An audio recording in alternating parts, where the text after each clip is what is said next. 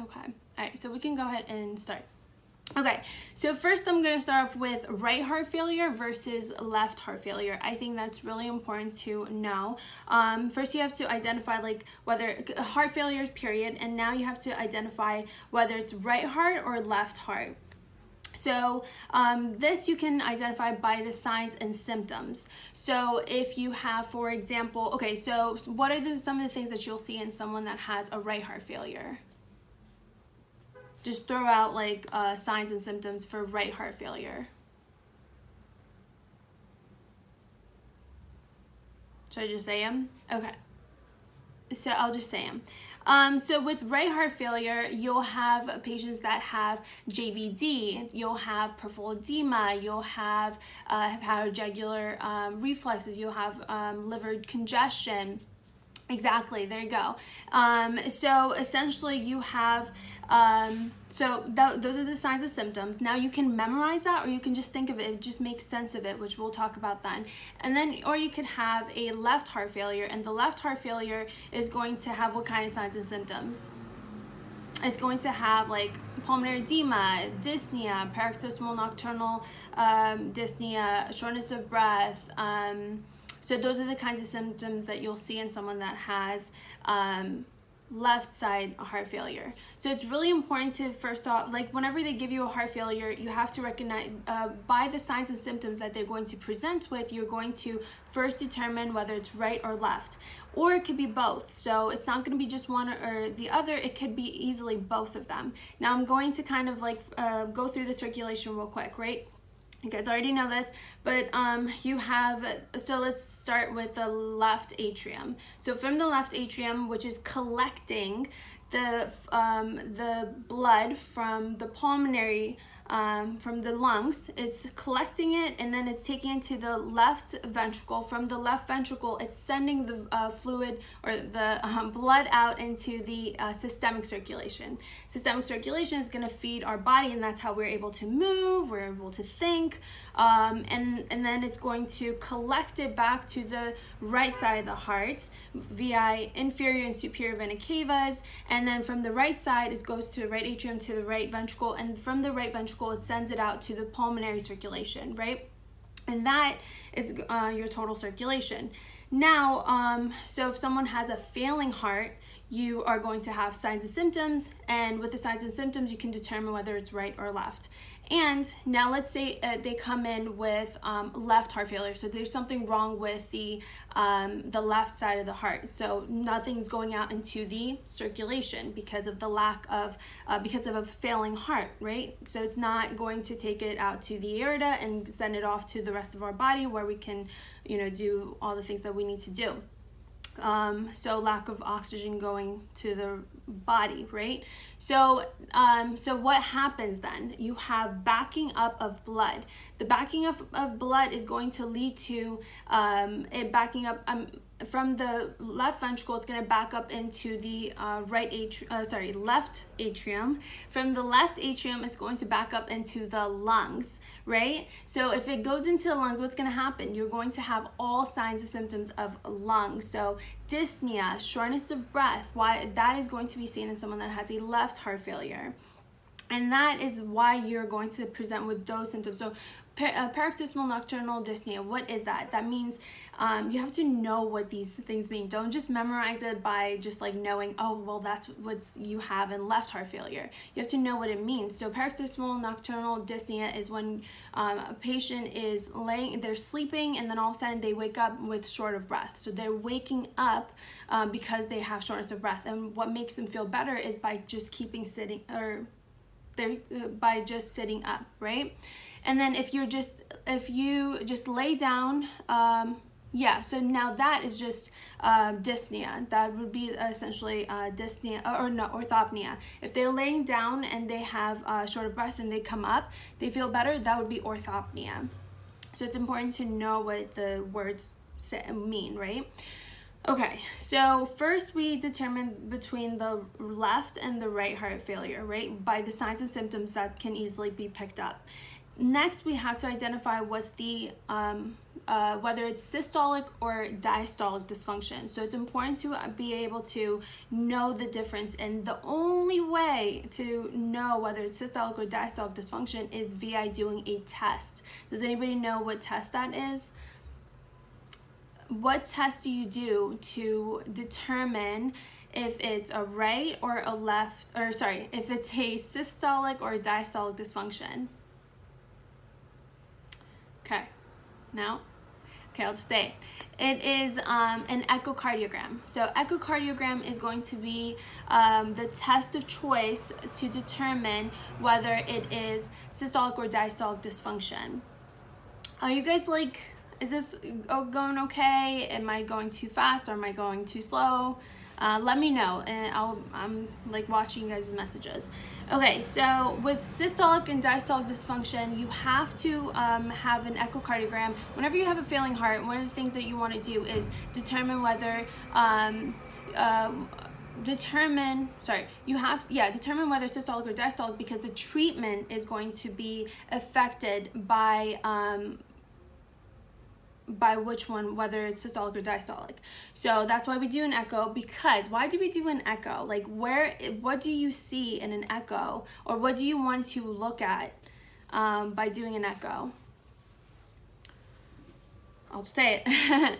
And the ejection fraction, you want to see if the heart is able to pump accordingly, right? So if you have a failing heart, you want to know whether, with the signs and symptoms, you're going to know whether it's right or left, or it could be both.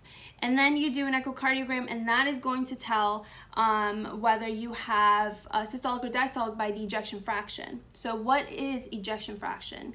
Ejection fraction is basically telling you how much the heart, the left ventricle, is pumping out to the circulation, the systemic circulation. And so whenever we do an echocardiogram, we're going to find the ejection fraction, and if it's normal, then it's diastolic. If it's abnormal, then it's systolic. So what does it mean to be systolic? So during systole, you are pumping the fluid out of the, whether from the left ventricle or the right ventricle. You're pumping blood out, and it's going in either to the systemic circulation or the pulmonary circulation, right? So, and with the, sorry, I lost train. Oh, with diastole, this is the filling of the ventricle. So systole, you're pumping blood out, while during diastole, you are filling the ventricles, okay? So if the ejection fraction is normal, that means your pumping of blood out to whether the pulmonary or the systemic circulation is fine. There's no problem with that. But the filling is a problem, most likely, because it's a diastolic failing heart, okay? And that, so now when we say normal, abnormal, you have to know the levels, because they're not going to tell you, oh, they have systolic dysfunction or they have diastolic dysfunction. They're going to ask you, so they're going to give you a number, ejection fraction of 40. If they have ejection fraction of 40, that means it's systolic. That's low. So usually 40 or less than 40, that is indicated as a low ejection fraction. So now you're looking at systolic dysfunction. And what does that mean? That means it's not able to pump the blood out into the circulation properly.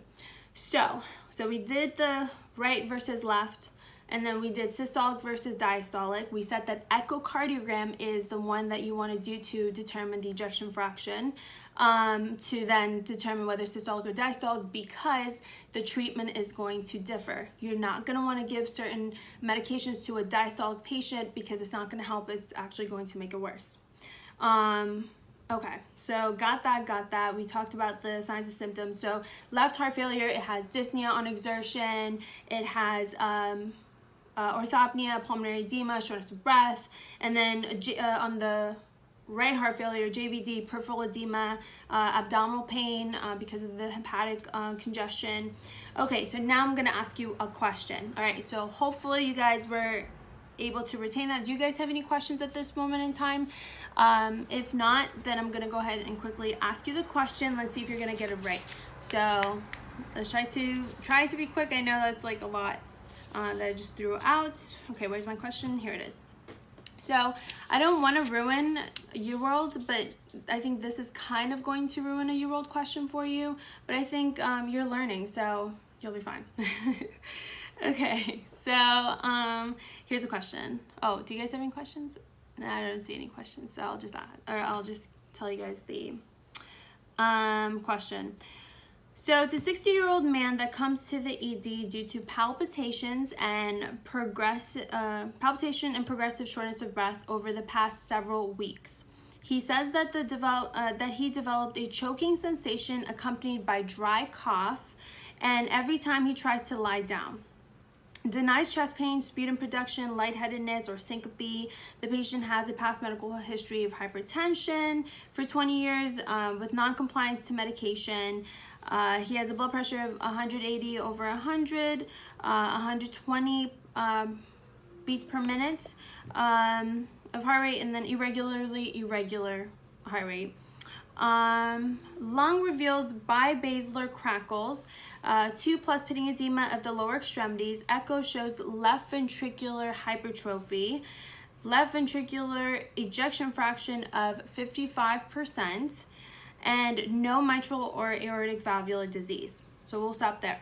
Well, wait. The question is, what is most likely responsible for the symptoms? So after what we've talked about, what do you think is, what do they have?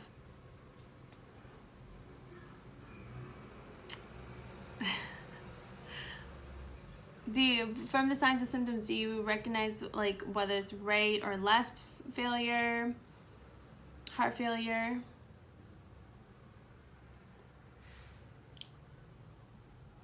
Should I just keep going, or should I wait for answers?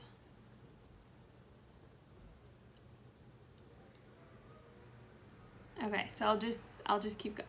Oh, okay. Thank you for answering, Michelle. And okay, so left. You said left because of the shortness of breath. And we said that, what else? Dry cough. He tries to lay down. He has the, orthopnea. So, okay. You said, and then we said that it is left ventricular hypertrophy and ejection fraction of 55. So we said that it's left heart failure. Now, what else in terms of systolic versus diastolic? Which one is it? So I gave you the ejection fraction.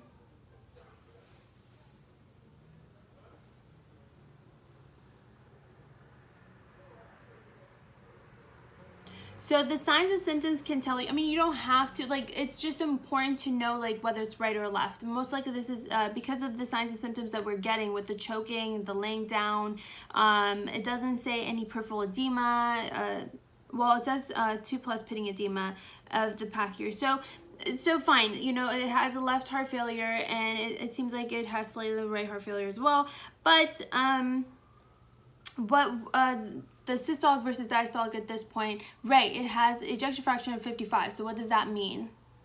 Diastolic, good job. So it's diastolic because the ejection fraction is normal, right? So it's important for us to do an echocardiogram because that's how we're going to differentiate that. So we have a diastolic dysfunction. Now the left ventricular hypertrophy, that's really important to recognize because that's important. So first of all, this is a 60-year-old who has palpitations and progressive shortness of breath. So let me just try to give you guys a better understanding of this. And for several weeks, okay, shortness of breath for several weeks. It's really, really, really important to recognize shortness of breath in a patient on a vignette especially, because they'll give you shortness of breath, and right away, if it is an acute onset, you're going to jump to pulmonary edema. But this patient has had shortness of breath. Whenever you see shortness of breath, you right away want to put on your differentials pulmonary edema. Pulmonary embolism. But if they give you acute finding, because there's so many questions with pulmonary embolism, and so as soon as you see the shortness of breath and tachycardia, think of that. But that has to be like within a couple of hours, within the same day. This patient has had it for several weeks now, so we're gonna eliminate pulmonary embolism in that for that. Okay, orthopnea was indicated, which is like the breathlessness and the when they were laying down. And then, okay, so, and then denies chest pain, denies speed and production, denies lightheadedness. So we're not thinking like aortic stenosis, we're not thinking any like pneumonia or any of that. So just by him denying things, right? And then we have hypertension for 20 years, you guys. That and non-compliant. Did I say that out loud? I'm pretty sure I said that. I hope I said that. So for 20 years, he had hypertension and he's not compliant with his medications. So that tells us that he's definitely going to have heart issues if he hasn't been taking anything for his hypertension. And so what's happening? So now let's talk about it. So what's happening within the ventricle is now you have left ventricular hypertrophy, which was indicated by the echocardiogram. That left ventricular hypertrophy is leading to the pressure, the filling effect, because we said it has an ejection fraction that's normal. So it's diastolic, which means that it's a filling problem that we have here. And they also give you that there's a left ventricular hypertrophy, and that's telling you that the pressure within the left ventricle is high. So there's a problem with filling the left ventricle. So now what's happening with the blood? It's backing up. So if it's backing up, it's going to cause problems with the left atrium. It's going to cause an enlargement. It's going to cause AFib, which actually this patient has because of the irregular heart rate, your pulse rate. You're being told that this patient has AFib. So you know where it's coming from or what's causing it. And now that is backing up further. It's leading to problems with the, which is giving you the signs and symptoms of dyspnea and such, because now it's affecting the lungs, right? So, so you have the bibasilar crackles, which is your pulmonary edema, and then the pitting edema is telling me that it's also affecting the right side of the heart as well. And okay, so we talked about that. So now so we've determined that this is a diastolic heart failure. So that's important. Now obviously they'll give you differentials, and within the differentials, it's important to be able to rule things out. So whenever you look at or whenever you're doing questions, always try to rule out or always try to think as you're practicing it, why it couldn't be the other ones, because that's how you're going to be able to do better on exams, because you can easily like cross out why the other ones are not it, especially when you're studying. That's so important. So what if they gave you Cor Pulmonale? Because hypertension, primary hypertension, and primary pulmonary hypertension can lead to, what is Cor Pulmonale first of all? So Cor Pulmonale is when you have a right heart failure because of the pulmonary, and with that you cannot have a left heart problem, right? The left heart should be completely fine in order for you to diagnose with a Cor Pulmonale. So if they're giving you left ventricular hypertrophy, they're telling you that the patient has a left heart problem. So you're gonna minus or eliminate the Cor Pulmonale right away because they have a left heart problem. So that's why it can't be that. So does that make sense? Okay. Okay. So hopefully you guys are getting that. Hopefully I'm not going too fast. Okay. I just want to see if there's any questions before I keep going, because I know like the subject is pretty it's not the easiest, right? Okay, good. All right, perfect. So the left ventricle hypertrophy, we talked about that. Got it. Just want to make sure I covered everything with you guys. Okay, so this is why now I'm kind of gonna be talking about the real world. So within the real world, whenever you have someone that has hypertension, like 20 years of hypertension, like that's crazy. And obviously it ultimately depends on the patient in terms of like whether they're compliant or not, but you have to make sure that you as a physician are doing your part as well, because we have studied, sorry, I'm going on a quick 2-second rant right now. So I think it's so important for, as a physician, you know how like they say autonomy? Yes, obviously at the end of the day, the patient gets to decide what they want to do with their body. But we as future physicians or physicians currently, it's important for us, we have knowledge that they don't have about like a lot of the things. So for us to say, okay, well, you know, here's your medication, bye, is not okay. Like, we can't just say, oh, autonomy, like I'm telling them what they should take, I'm recommending for them to take it, but now it's up to them. To an extent, yes, that is true, but you want to let them know, you want to explain to them, you want to teach them. And I think that's why, like, I love to teach, whether out loud, you know, whatever. I love to do it because I want to do that with patients. I want to teach them. I want to let them know, like, hey, your medications are important because of this. Like, this is what we want. And then, like, kind of, like, not befriend them. You want to kind of have a good relationship where they're listening. So preventative measures is so important, especially now because of obesity, because of all these, you know, like cardiac issues that we could easily avoid if we, like, you know, I don't know. I feel like that's our job, and I don't think we should just like leave it up to the patients all the time and be like, oh, well, it's up to you. Like, here's what I'm recommending. You want to teach them. You want to, you know? Okay, I'm done. But when I read this question, I'm like, oh my God, like, what? This could have been all prevented. Poor thing. Exactly. They comply better. And I mean, it's really frustrating when I see like doctors that are careless. I think that's one of the reasons whenever I was younger, I saw like doctors that were just, they were no bueno, and it just like made me mad. And I want to always like not be, like, it reminds me that I want to be better, you know? But anyway, okay. So I have another question.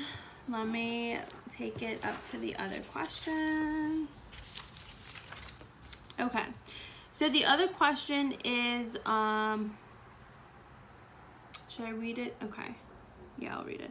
So I don't have the full vignette, so I'm just gonna go ahead and summarize it because that's what I have on my notes.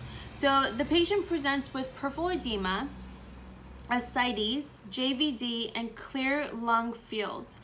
So what does that right away, if we're talking about heart failures, what are you thinking right now? Peripheral edema, ascites, JVD, and clear lung fields. What do you think that is? Left or right heart? Right, yay! Okay, good job, Mohammed. So it is a right heart failure because you don't have any pulmonary symptoms, right? No dyspnea, no orthopnea. It has to be right. You have the JVD, you have the peripheral edema, and the clear lungs right away. That's quick and easy right heart failure. Now, this was a tricky one because you kind of have to know what the what it's associated with. So this patient also had, okay, let's see. This patient had, I don't want to try to give it away. Okay, there you go. So shortness of breath, abdominal distension, and a history of Hodgkin's lymphoma. Okay, and a history of Hodgkin's lymphoma, treated with chemo and radiation. 18 years ago. So why are they telling you that they have radiation and chemo? There has to be a reason. If they tell you like something not out of the blue, but a cancer or like a treatment, there's always a reason why they're telling you that.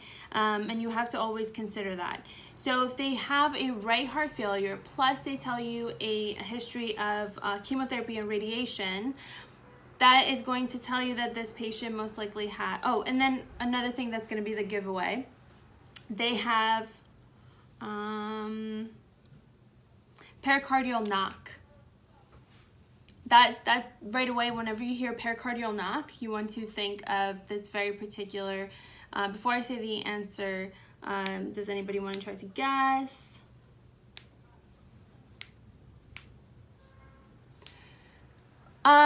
Okay, so chemotherapy, okay, I see what you're saying there. What about the radiation? What could the radiation cause?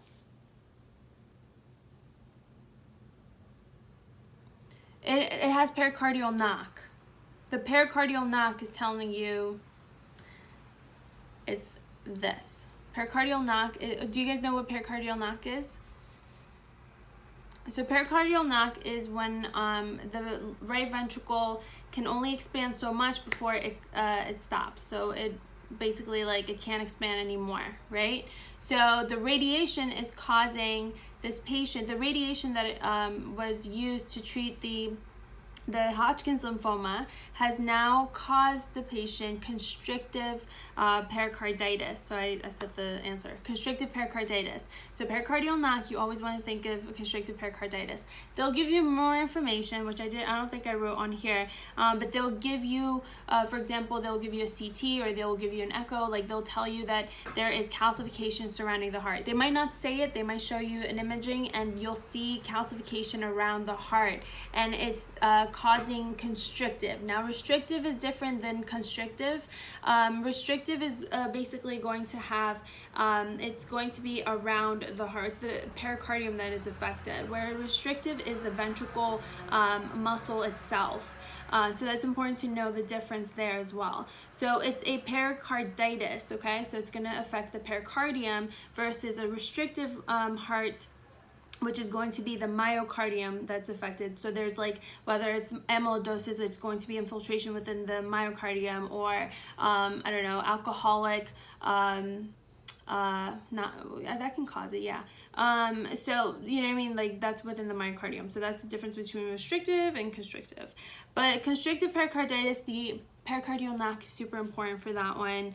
They'll have right heart failure because the left heart is the left ventricle is strong, is a lot stronger than the right ventricle. So because of the strength level, the right ventricle is actually going to be it's going to have the pressure of the calcification surrounding it, right? It's going to have the pressure, and so now it's constricted.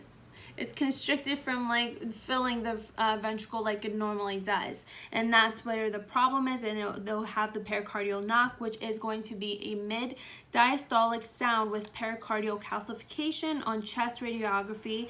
And right away, you should actually look that up, like, look at what it looks like, because that's what they'll give you on the questions, and it's so easy. You can right away pick the answer and walk, be done with that kind of situation. Okay, and actually they'll describe it differently than constrictive. Elastic pericardium, because inelastic, not elastic, inelastic, because it's unable to, like, fill, because it's unable to expand because of the calcification surrounding it, kind of gripping it. You can think of it that way, I guess. Okay, so we talked about it, pericardial knock. Okay, and you'll hear things like Pulsus, Paradoxus, and Kussmaul sign, so it's important to know what they are. So for example, with Pulsus Paradoxus, the Systolic, it's going to drop less than 10, greater than 10, and whenever you inspire. And then Kussmaul sign is paradoxical rise of the JVP, so you'll have, like, because whenever you take a breath in, the pressure within the veins is going to be higher, so more of the blood is going to be pushed into the right side. But if you have a problem with the right heart, whenever you take breath in, everything's going to back up even more, and that's why you have the distension of the JV, which is going to give you the Kussmaul sign. That's what Kussmaul sign is. So that's that.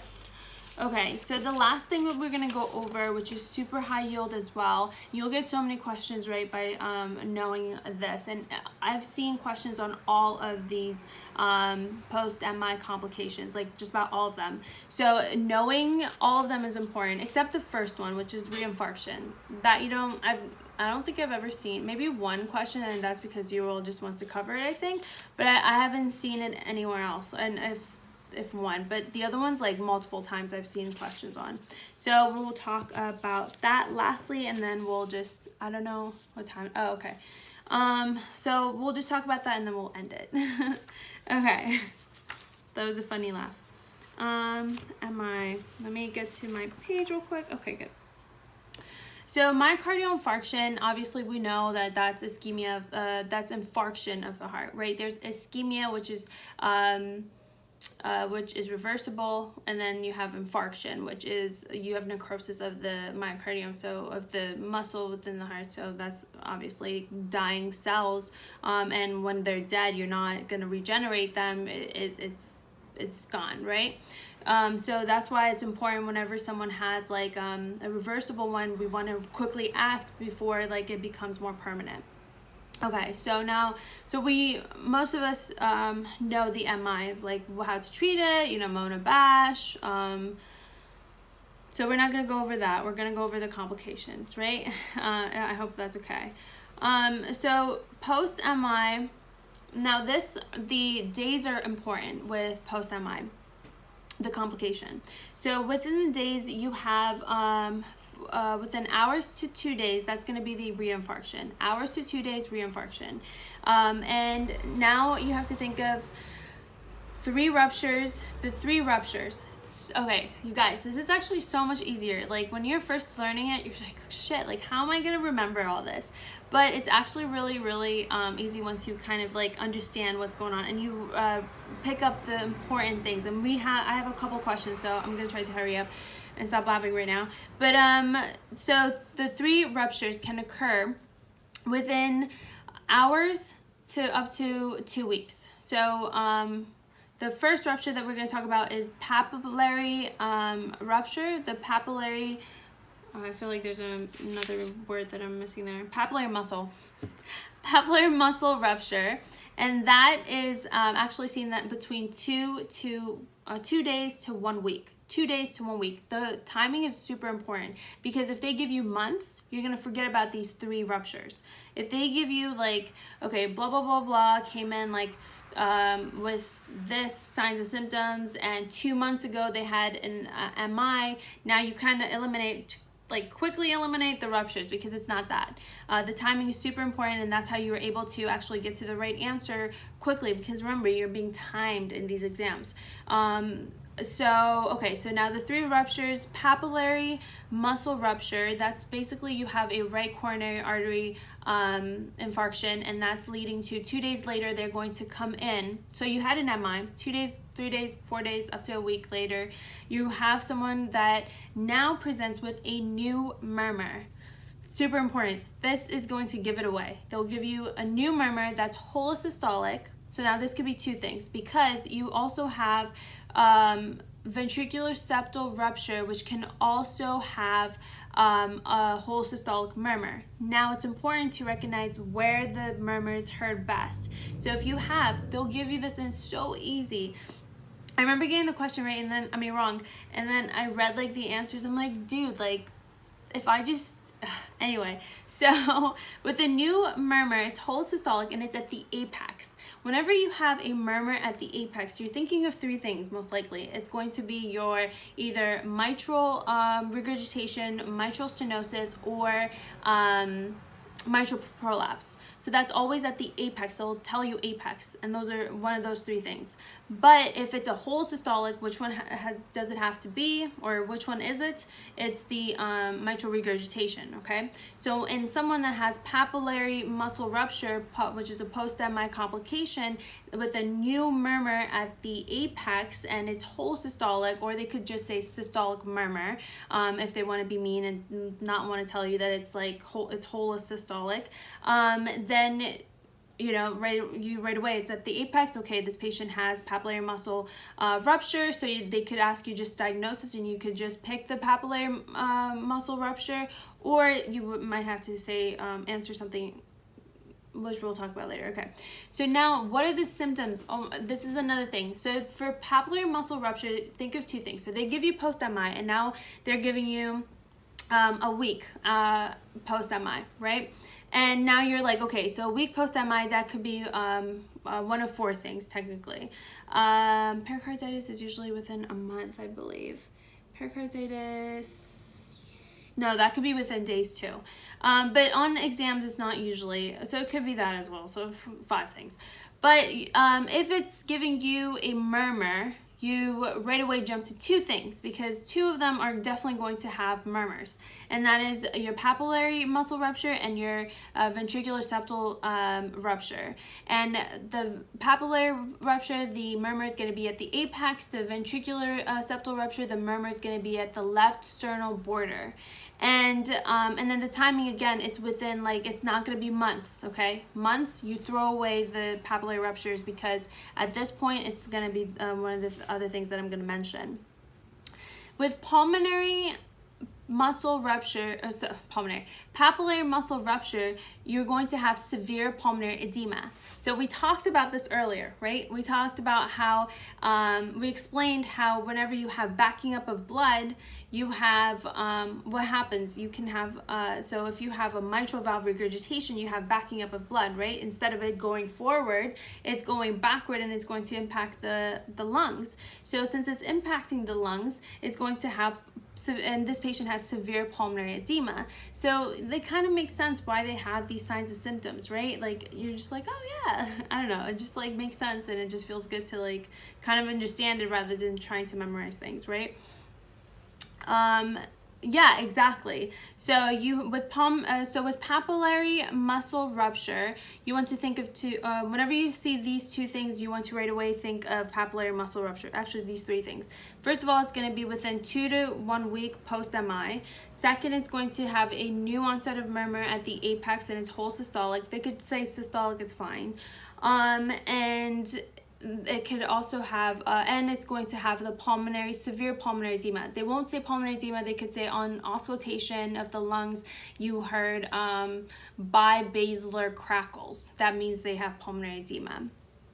And then the VS, so ventricular septal rupture, this is going to have a new murmur at the left sternal border, and they'll have a whole systolic murmur there. And they won't have they won't necessarily have the pulmonary crackles or pulmonary edema. So what they'll have is the ventricular failure. So the ventricles, because remember and they'll have shock. Oh, okay, and I'm gonna have. Sorry, I'm getting too excited right now. So what's going to happen is you have blood because between the ventricles, there's obviously a septum, and that's that's separating them out. So that is ruptured, and since there's a rupture, instead of the volume going into the aorta to send out to the circulation, it's sending it out to the right ventricle, and that's obviously problematic because that's pathological, right? It's not supposed to go that way. And so instead, now not only is it sending blood to the aorta, but it's also sending a lot of blood to the right ventricle, which is leading to a failing, which is leading to less volume going out. So therefore, it could cause shock. So your patient is going to come, and this is actually, it's not as severe as the free wall rupture, but it is it's pretty severe as it sounds, right? So because shock is pretty bad. So if you're not sending out enough blood to the circulation, that's problematic. And so these patients are going to have hypotension. They're going to have a new set murmur, and it's going to be at the left sternal border. So that's how you can easily pick it up then. So that's that. And then the free wall rupture, this is going to have cardiac tamponade. I want to get to the question, so I'm just going to hurry along a little. So the free wall rupture, this is also going to be between, it can be between hours to up to 2 weeks. But again, it's not in the months section, because if it's in the months, you're going to eliminate the rupture. I keep repeating that because that's going to really help whenever you see these questions. So free wall rupture is going to have the blood is leaving the heart, and it's going out into the space between, and that's causing a rupture, and that has a rupture. So these patients are going to be hypotensive, and they're going to be actually in really bad condition. You'll have like the distant heart sound. you'll have the same findings as pericardial tamponade, so like distant heart sound, shock, hypotension, and like they'll have a chest pain and that, and that's what they'll come in with, or that's what they'll present with. They won't have murmurs, okay? So if you don't see murmurs, it's most likely, and it's within that, like, you know, they'll say like 7 days, 8 days, but no murmurs are seen in the vignette. You're not gonna think of the other two. You're gonna think now of free wall rupture. They'll definitely mention the distant heart sound, because they'll mention all things with cardiac tamponade, like I said. Okay, let's keep going. Pericarditis is another complication, post-MI complication. So with pericarditis, they're going to have sharp pain, especially it's going to hurt more when they take deep breaths. So they'll come in with a chest pain that's sharp in nature when they take deep breaths. And this actually, you can have it earlier on, like within a week, within a couple days, or you can have it within months, or a month or two. And you would never see it earlier on because aspirin is going to take care of it. So aspirin prohibits the inflammation of the pericardium, and so that's why we don't really see pericarditis earlier on, but we can see it later, and it's actually called Dressler syndrome. So you can have Dressler syndrome, they could name it as Dressler's, and they'll have sharp pain. I haven't seen that many questions in this one, but that's how you can if they have it as like an answer choice, you can quickly eliminate it if they don't have sharp chest pain that they're describing. Okay. Okay, now left ventricular aneurysm. So this is a good one. This I've seen a lot of questions on. This is going to be someone that has MI 3 months or post-MI 3 months later. So they had an MI 3 months ago, and now they're coming in with chest pain, and whenever you do an EKG, the EKG is going to be the same as what they had 3 months ago. That is crucial. As soon as they say that, you're going to be like, oh shit, this patient has left ventricular aneurysm. Left ventricular aneurysm is going to be between 5 days to 3 months. And they're going to, again, they will have the same EKG as they initially came in with 3 months ago or 2 months ago, whenever they had that initial MI. And they have to tell you that. So basically with LV or left ventricular aneurysm, you have dyskinesia, so the myocardium is not able to pump accordingly, because if like a small portion of the myocardium is necrosed and it's dead, like it's not that big of a deal, like over time it can become a deal. But if it's a large portion, because remember, the myocardium is what's pushing the blood out. So if you're not having the proper muscles to do the obviously it's going to be problematic. So in this patient, you have, and patients that have aneurysms is basically this thinning and dyskinetic myocardium, and that's how, and that's something that they could describe, and that's what you will then realize. But forget about even all that. So maybe that you might be like, oh my God, that's so much to remember. But the fact that the timing is going to tell you all. So if they tell you like within a week, obviously you're going to think more of ruptures and such. But if they tell you within months, one of the things you should think of is the left ventricular aneurysm. And if they tell you it's the same EKG finding as before, they usually always tell you that. So watch out for that. That then makes it the aneurysm. So with the complications, that post-MI complications, you can easily get a lot of the questions by just going through and reviewing what we just talked about. I think one of the most important thing is, like, whenever you do questions, is reviewing it within the same day, or at least by the end of like within 24 hours. Okay, so anyway, so now we're gonna go to the questions and then we'll end it. Okay, so let's see here. Okay, so here we have a 60-year-old man that comes to the ER with progressive exertional dyspnea and fatigue. Patient has trouble falling asleep and has shortness of breath when walking to the bathroom. He denies chest pain, syncope, cough, extremity edema, and patient has anterior wall MI 2 months ago. So had MI 2 months ago, but no revascularization due to late presentation. A patient was discharged with aspirin, clopidogrel, metoprolol, lisinopril, and a statin. Currently afebrile, normotensive, and 67 per minute, and regular heart rate. On exam, he has bilateral crackles in the lower lung field. The apical impulse is displaced to the left. A faint systolic murmur is heard over the apex.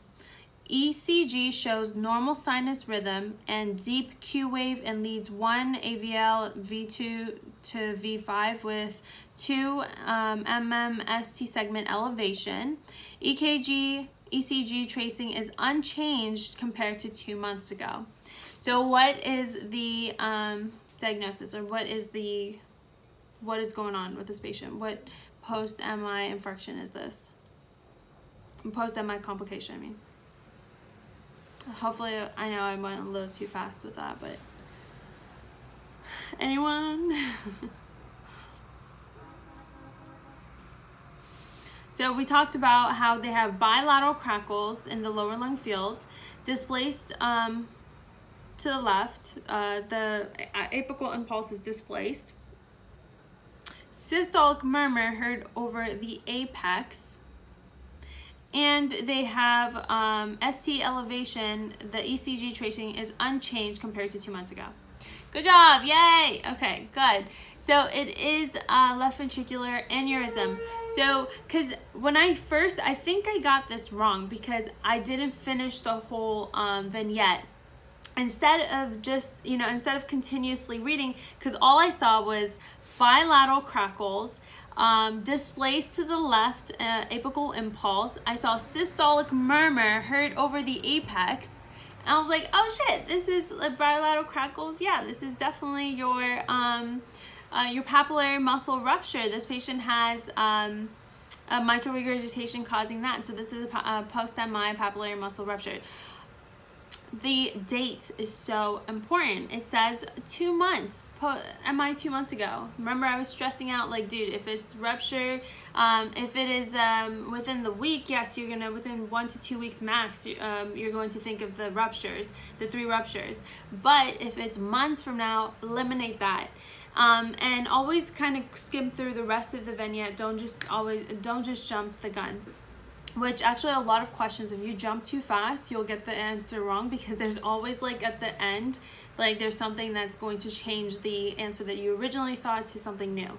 So anyway, so yes, this is an aneurysm because, first of all, the timing, and second of all, first of all, I should say the ST segment elevation is persistent, so they still have it since it's the same ECG finding as they had 2 months ago. So this tells us that this is an aneurysm, left ventricular aneurysm, right? So definitely make sure that you're reading through the whole thing, at least skimming real quick. Good job, exactly. So that's that was really good that you paid attention to that. Okay, so I think we talked. Okay, so I'm just gonna do another question before time is up, and I think my phone is dying.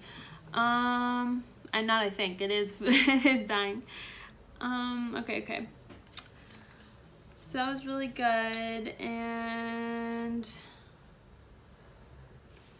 where are my questions? Okay, so I have a 60-year-old woman who comes to the ED due to 24-hour history of chest pain. Past medical history of hypertension and diet-controlled diabetes. She's poorly compliant with hypertensive drugs. ECG shows ST segment elevation leads 2, 3, and AVF. Cardiac catheterization shows total occlusion of the proximal right coronary artery. Intervention is deferred due to patient's delayed presentation. On the 3rd day of hospitalization,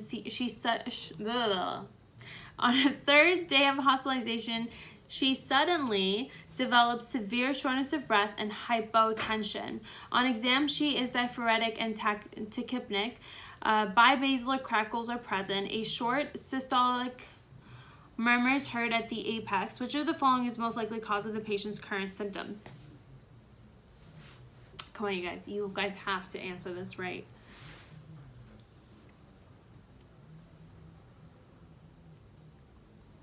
So let me quickly summarize just the symptoms.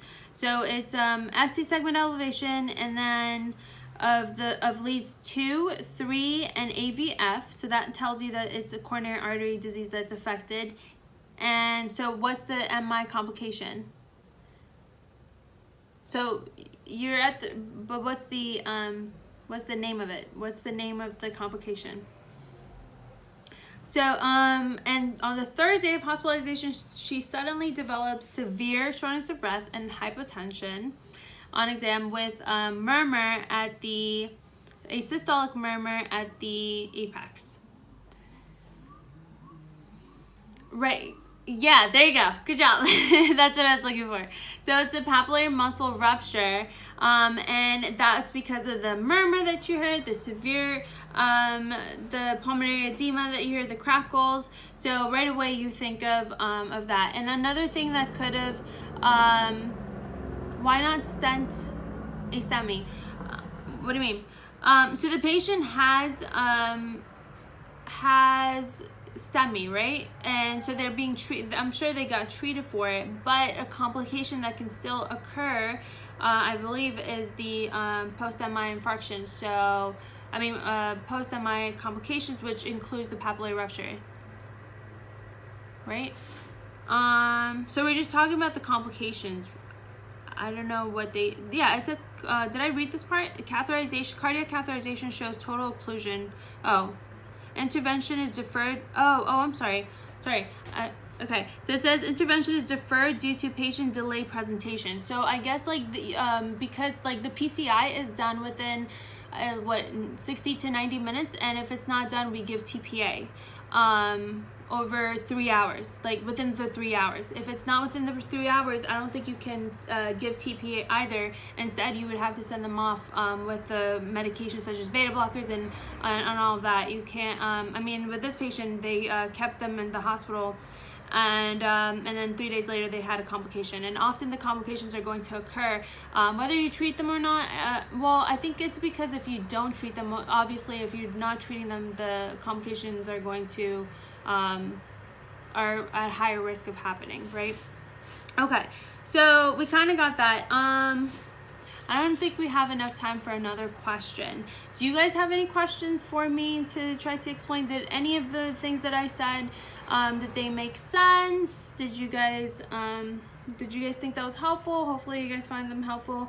And I'm going to be saving this in case you want to listen to it again, or like for those that wanted to be here but couldn't. And I think we'll leave it at that. So I hope you guys found that helpful, and I will definitely try to do this often, as much as I can at least. And good, yay! I'm glad. Okay, I'm so happy to hear that. So I'll definitely see you guys next time. I'll let you guys know when I'm gonna do it again, and then we'll pick a date, or maybe we'll just keep it on Tuesday or Wednesday, and then later in the night. Okay? Alright, so thank you guys once again. I'll see you guys around. Bye.